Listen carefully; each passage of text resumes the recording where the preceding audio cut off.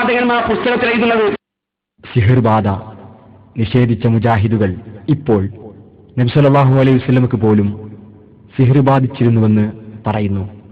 അഭൗതികമായി സാഹിറിന് നമ്മെ ഉപദ്രവം ചെയ്യാൻ കഴിയുമെന്നാണ് മുജാഹിദുകളുടെ പുതിയ വിശ്വാസം. മനസ്സിലായില്ലേ? അള്ളാഹുവിന്റെ റസൂൽ ഒരിക്കലും ഇങ്ങനെ ഒരു ചെറിയ സംശയം, എന്താ പൊത് ഇന്നലെ ഇപ്പൊ ഏത് ഭാര്യന്റെ അടുത്ത് പോയി, നാളെ എവിടെ പോകേണ്ടത്? നബിക്ക് ചെറിയൊരു കൺഫ്യൂഷൻ, എന്തോ ഒരു ഓർമ്മപ്പശക്ക് പറ്റിയതുപോലെ നബിക്ക് തോന്നി. അള്ളാഹു വഹീലൂടെ അറിയിച്ചു കൊടുത്തു, ഏതോ ഒരു ജൂതൻ, ബുഖാരിലെ ഹദീസാണ്, ഉപദ്രവിക്കാൻ വേണ്ടി ഒരു കിണറ്റിൽ കൊണ്ടുപോയി ഒരു ചീർപ്പും മുടിക്കെട്ടും ഉപയോഗിച്ചുകൊണ്ട് ഒരു കിണറ്റിന്റെ വെള്ളത്തിൽ എന്തോ മാട്ടുമാരണം നടത്തിയിരിക്കുക.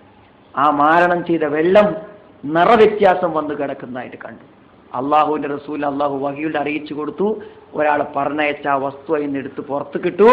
നബിക്ക് ആ ചെറിയ മാനസികമായ വിഷമം നീങ്ങിപ്പോയി എന്നാണ് സഹീഹുൽ ബുഖാരിന്റെ ഹദീസിലുള്ളത്. അപ്പോൾ സഹോദരങ്ങളെ, ചെറിയ ചെറിയ പ്രയാസങ്ങൾ ഇതുകൊണ്ട് വന്നേക്കാം, പക്ഷെ ചെയ്യാൻ പാടില്ല. അള്ളാഹുവിന് മാത്രം പ്രത്യേകമാണെന്ന് പറഞ്ഞിരുന്ന രോഗമുണ്ടാക്കൽ എന്ന വിശേഷണം ഷെയ്ത്താനും വകവെച്ചു കൊടുക്കുന്നു ഇപ്പോൾ മുജാഹിദുകൾ. എല്ലാ രോഗത്തിനു പിന്നിലെയും ഒരു കാരണം ഷെയ്ത്താനാണെന്നും ഡോക്ടർമാരുടെ ചികിത്സ കൊണ്ട് മാത്രം ഇത് ഭേദമാകില്ലെന്നും ആത്മീയ ചികിത്സ കൂടി വേണമെന്നും ഇവർ ഇപ്പോൾ പറയുകയാണ്. അതും പിശാചിലൂടെ ഉണ്ടാകും. വെറും മാനസികമായിട്ട് മാത്രമേ പിശാചിനെ ഉപദ്രവിക്കാൻ പറ്റൂ എന്നുള്ള ധാരണ ശരിയല്ല എന്ന് പറയാൻ രണ്ട് കാര്യങ്ങൾ. ഒന്ന്,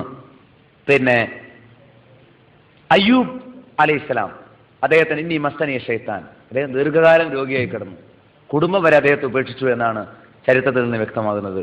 അപ്പൊ എന്താണ് അത്രത്തോളം എത്തി? അത് പിശാച് വരുത്തിയ രോഗം. ലോകത്ത് ഏത് രോഗമുണ്ടോ ആ രോഗത്തിനൊരു കാരണം ഉണ്ടാവും, എന്തെങ്കിലും ഒരു കാരണം ഉണ്ടാവും. ഒരു വൈറസ് അതിന്റെ പിറകിൽ ഉണ്ടാവും, അല്ലെങ്കിൽ മറ്റെന്തെങ്കിലും ഒരു കാരണം ഉണ്ടാവും, അല്ലേ?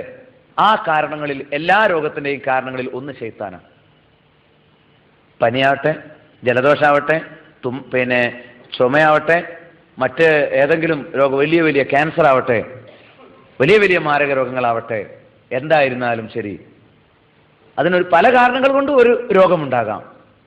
എല്ലാ രോഗങ്ങളുടെയും ഒരു കാരണം ശൈത്താനാണ്. മറ്റു കാരണങ്ങൾ കൊണ്ടുണ്ടാകുന്ന രോഗം നമ്മുടെ ചികിത്സ കൊണ്ട് തന്നെ മാറും. ഷെയ്ത്താൻ കാരണമായിട്ടുണ്ടാകുന്ന രോഗം മാറാൻ ഡോക്ടർമാരുടെ ചികിത്സ മാത്രം മതിയാവില്ല, പ്രാർത്ഥന വേണം. പിശാചിൽ നിന്ന് ശരണം തേടാനുള്ള മന്ത്രങ്ങൾ, പ്രാർത്ഥനകൾ നമ്മിൽ നിന്ന് ഉണ്ടായിരിക്കണം. ധാരാളം പ്രാർത്ഥനകൾ ആ വിഷയത്തിൽ പഠിപ്പിക്കപ്പെട്ടിട്ടുണ്ട്. ഇതിന് ഇവർ പുതിയ ചികിത്സാ കേന്ദ്രങ്ങളും തുറന്നിട്ടുണ്ട്. ആത്മീയ ചികിത്സകളെ പരിഹസിച്ചു തള്ളിയ മൗലവിമാർ ഇപ്പോൾ സകല രോഗത്തിനും പിന്നിൽ ശൈത്താനുണ്ടെന്നും കറുത്ത പൂച്ചയും കറുത്ത പട്ടിയുമൊക്കെ പിശാചാണെന്നും വിവാഹം മുടക്കുന്നത് ജിന്നാണെന്നുമൊക്കെ പറഞ്ഞ് അണികൾക്കിടയിൽ ഭയവിഹ്വലതകൾ സൃഷ്ടിച്ച് അടിച്ചിറക്കൽ ചികിത്സ നടത്തിക്കൊണ്ടിരിക്കുകയാണ്.